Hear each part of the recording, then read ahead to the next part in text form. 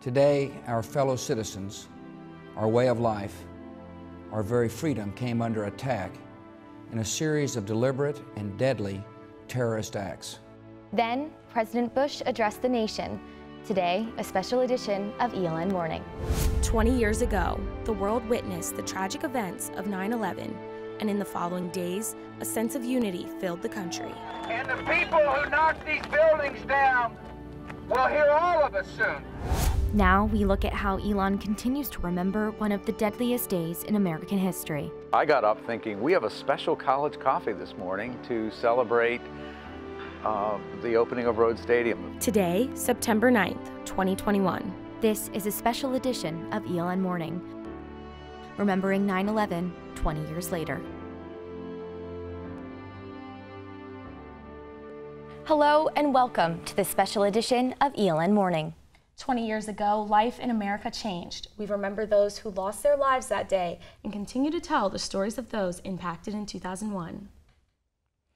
President Emeritus Leo Lambert was just over a year into his presidency when he was faced with his first significant crisis. On that day, Lambert was heading to college coffee, expecting a day of celebration when the news started coming in.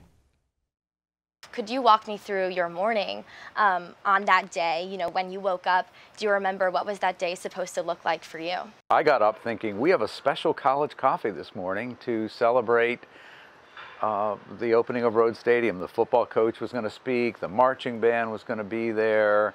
It was going to be just this big celebratory college coffee.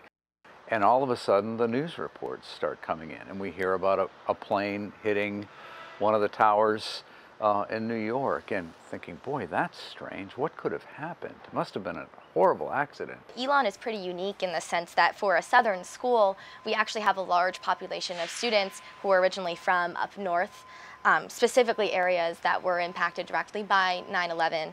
How did that sort of change or influence your plan when it came to deciding on how you guys were going to address the situation as it unfolded? I just think we were just simply hyper aware of that fact, that this was not something that was 1,000 miles away that didn't really affect us, that this was touching families. It touched one family very directly. We lost one dad. You mentioned a story at McKinnon Hall. Could you touch on that a little bit? So the very first King Hussein scholar that we had at ELN was a young man by the name of Laith Majali from Jordan. He might have been the only Muslim student we had on campus at the time. And he's a first year. He's been on campus for what, 3 weeks? And he shows up at this event at McKinnon Hall where we have a panel of students speaking about how this has impacted them and how they're feeling about all of this. And Laith stands up in the back of the room, packed McKinnon Hall, and introduces himself. Hi, I'm Laith, I'm from Jordan. And he said, I just want to say that everything that you know about my country and the Middle East, you probably know from television. And everything that I know about America, I know from TV. And he said, we have to take time to get to know one another. Did that change any sort of behavior post 9/11? That was, I think, the beginnings of dialogues on campus about the importance of interfaith understanding, and that we needed to do more to be religiously diverse here at ELN. For our full exclusive interview with Lambert, visit our website, elonnewsnetwork.com. The university is commemorating the history of 9/11 with a series of events this week. ELN held a roundtable discussion Wednesday at the ELN Community Church, one of the first places where students and staff gathered after the attacks. One of the event panelists, Chaplain Emeritus Richard McBride, recalled a prayer that he recited to the community that day. I've never been able to fully reconstruct the prayer, but I know that the spirit of it was, let us not be consumed by vengeance. For if we're consumed by vengeance, then we are in the same place as the terrorists. There will be another panel taking place at the Corey Business Center today at 4:30 p.m. This special edition of ELN Morning will return in 60 seconds. As younger generations come to Elon, 9/11 is now a day that no one but faculty remember, and the memories have yet to fade for those teaching on campus that day. It is where I stand right now in Mosley Center that students gathered to call their families in New York City and D.C. following the September 11th attacks that happened 20 years ago. Dean of Students Janelyn Patterson says Elon formed a phone bank for students who did not have cell phones of their own and gathered in what is now a Razoo coffee shop to watch live news coverage. I remember that from the corner of my eye, something caught the corner of my eye, and I turned around and looked, and those buildings had collapsed. And I said, are you all, before that we were in response mode, but with that, it was just this incredulous feeling about this is huge forever. Following the attacks, students and faculty gathered for a candlelight vigil and a national day of prayer to remember those who died. Professor of Religious Studies Toddy Peters, who was at Elon for just 2 weeks on September 11th, says teaching in a new place under the circumstances felt surreal. Even the next day, I remember I went into class and I had my whole lesson plan that, we were supposed to do that day, but I said to my class, do you want to do class or do you want to talk about what's happened? And of course they wanted to talk about what had happened because it was just so overwhelming. Patterson says after a long day of talking to students about the attacks, the reality set in when she went home to her husband and young son. I can remember sitting on my couch and just crying. We put him to bed because I wanted to protect him from that, and just crying. My husband and I both just sitting there thinking, what does this mean for us and for our world? And are we going to have to be on edge every day? Patterson says the attacks changed our campus and the world, and she mourns that current students will never know a pre-9/11 society. For Patterson and other Elon faculty members, Mosley Center is always a reminder of that day's events. The financial district in New York City is just over 30 minutes from Middletown, New Jersey, where 37 of its residents didn't make the trip home 20 years ago. Elon senior Connor Cummins' father, who worked on the 102nd floor, happened to be out of the office that tragic Tuesday. He was one of 2 men that created the 9/11 Education Alliance, a charity that helps kids in New Jersey who lost their parents that day pay for their college expenses. Cummins' father and his co-worker founded the charity in 2002. Now Cummins works as junior vice president with his father and brothers. We just try to spread awareness as much as possible by either having more donations possible, more fundraisers, and just keeping people informed and understanding of what happened and how tragic it was.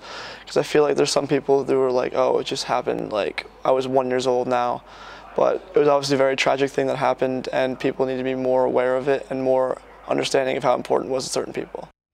9/11 Education Alliance has assisted nearly 90 students and families and has hosted 3 to 4 charity events per year over the past 2 decades. Kind of nice to have that back feeling that I was doing the best I could to help out any way I could, and knowing that I have been luckier than other families to be in the position that I'm in. For anyone interested in being a part of the 9/11 Education Alliance charity, you can reach out to Cummins directly at ccummins12@elon.edu.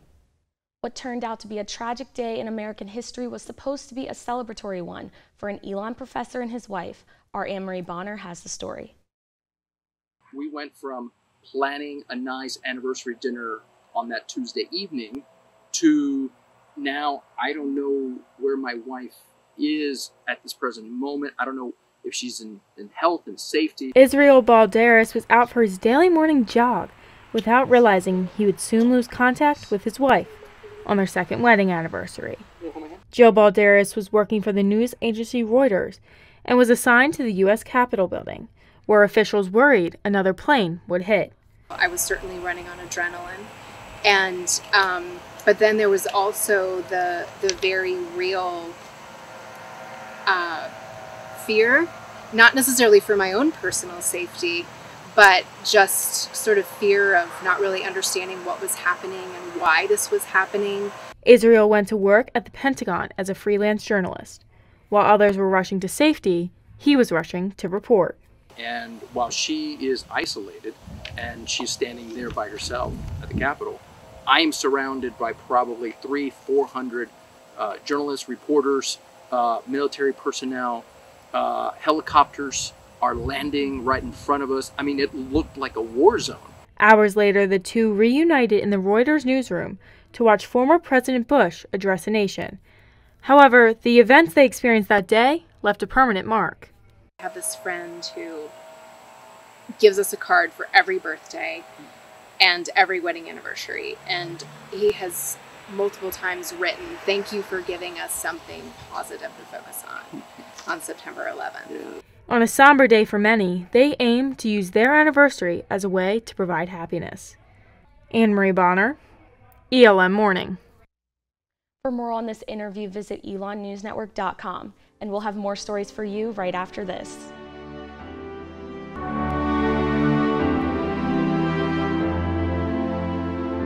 Alumna Kristin Hansen was only 2 weeks into her first semester at ELN in 2001 when she watched history change course with classmates she barely knew. She says the days following 9/11 felt oddly normal. That day we all felt that our world was going to change day to day so much, and to look back and realize 20 years later, aside from the airport and a whole other conversation about, the wars in Iraq and Afghanistan, the day-to-day life of a college student and a college graduate in America really didn't change all that much. Originally from Northern Virginia, Hansen says that it was the ELN community that convinced her to stay on campus. For me, someone who was already feeling a little bit homesick, already feeling a little bit like a fish out of water, to be in a community like that, at a time like that, away from home, really for the first time, I might have been one of those people that ran home, the following weekend and never came back if that community was not there, for me. Hansen says her religion class had a discussion centered around learning about Islam that afternoon. She encourages all ELN students to learn more about the religion and separate the events of that day from the religion itself. That is all the news we have for you today. Thank you so much for joining us in this special edition of ELN Morning. For full interviews from the stories you saw today, be sure to go to our website, elonnewsnetwork.com. And follow us on social media at ELN News Network. Have a great Thursday, ELN.